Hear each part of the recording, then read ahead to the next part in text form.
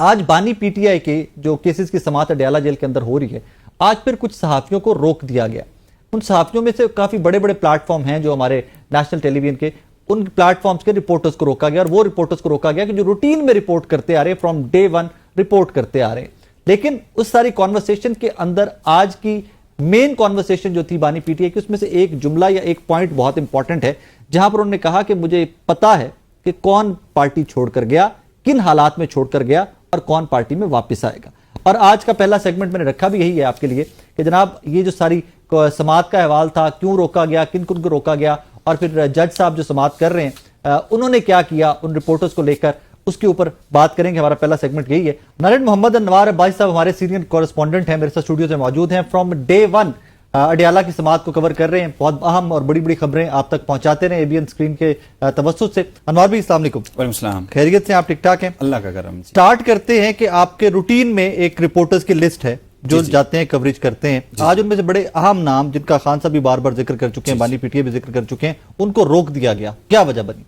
دیکھیں ثاقب صاحب، یہ گزشتہ 2-3 سماعتوں سے ایسا چل رہا ہے کہ ان آؤٹ کا سلسلہ جاری ہے. جو سینئر رپورٹرز ہیں، جس میں بالخصوص میں نام لینا یہاں چاہوں گا، شبیر ڈار ہیں جیو ٹی وی سے، عثمان مغل ہیں پبلک ٹی وی سے، اس کے علاوہ ایک نیوز سے سجاد چودھری ہیں، اور GNN سے فیض ہیں. یہ آج انہیں روک لیا گیا. 5 رپورٹرز کو الاؤ کیا گیا تھا، جس میں 13-14 کی لسٹ ہے ٹوٹل، اس میں سے 5 کو الاؤ کیا گیا. تقریباً 9 یا 8 رپورٹرز اندر ہوتے ہیں.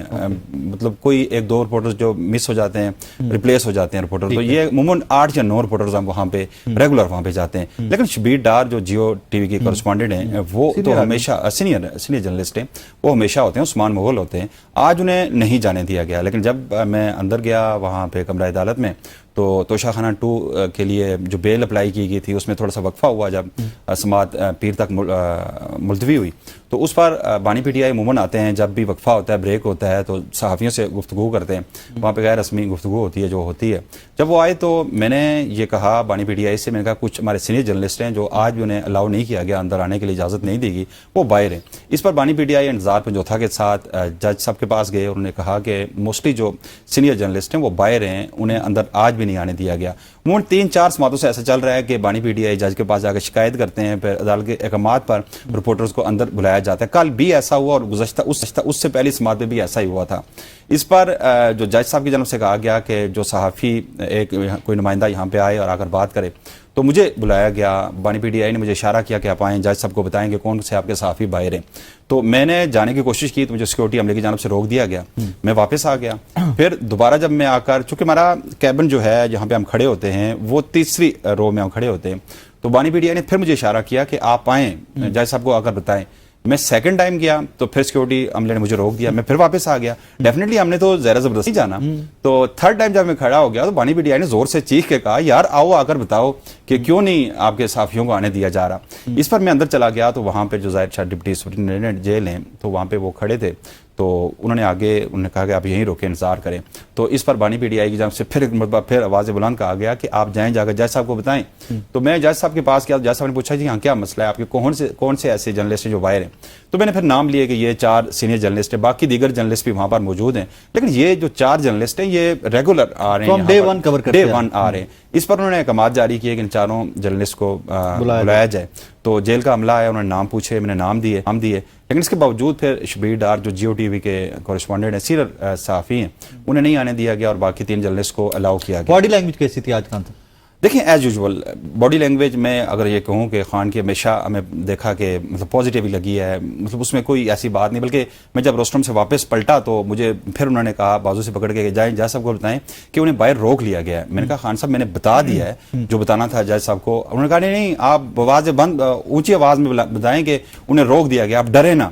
آپ ڈرتے کیوں؟ ڈرے نا. تو اس لیے میں نے کہا جو میں نے جج صاحب کو بتانا تھا وہ میں بتا دیا. بتا کے واپس آ کے میں ذمہ داری سے میں نے پوری کی. ظاہر ہے میرے کولیگ جرنلسٹ تھے، ہمیشہ ہم ساتھ جاتے ہیں. ان کی جانب سے یہ کہا بھی گیا تھا کہ ہمارا جرنلسٹ کا رائٹ ہے کور کرنا، ہمارا this is our job, this is what we do, کہ ہم نے کور کرنا ہے، عوام کو بتانا ہے کہ what happen and what not. Secondly مجھے یہ بتائیے کہ آج جو چھوڑ گئے تحریک انصاف ماضی میں، ان کے بارے میں بانی پی ٹی آئی کی کوئی اہم سٹیٹمنٹس آئی ہیں، وہ کیا گفتگو ہوئی آج؟ دیکھیں آج انہوں نے کہا کہ جو لوگ مشکل حالات میں جن کے بچوں کو اغوا کیا گیا، جن کی عورتوں کو اٹھایا گیا، یا جن پر بے ایمانہ تشدد ہوا، جس طرح انہوں نے امجد خان کا نام لیا، میاں والی سے جو ان کے جو ایم این اے تھے، ان کا انہوں نے کہا کہ وہ آئی سی یو میں رہے.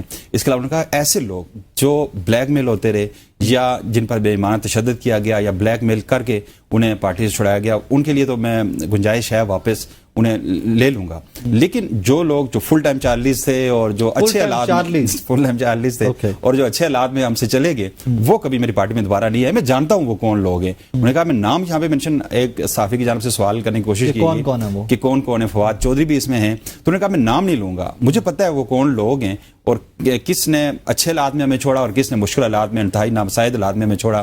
تو میں سب جانتا ہوں، پوری لسٹ میرے پاس ہے. جب میں باہر آؤں گا تو فیصلہ کروں گا وہ کون لوگ ہیں، اور ایسے لوگوں کی میری پارٹی میں کوئی گنجائش نہیں ہے. اچھا، فواد چودھری صاحب کا آپ نے ذکر کیا، چلیں انہیں پہ تھوڑا سا بات کر لیتے ہیں. فیصل چودھری صاحب ان کے بھائی، وہ تو لیگل ٹیم کا بھی حصہ بن چکے ہیں، آج بھی وہاں پہ موجود تھے.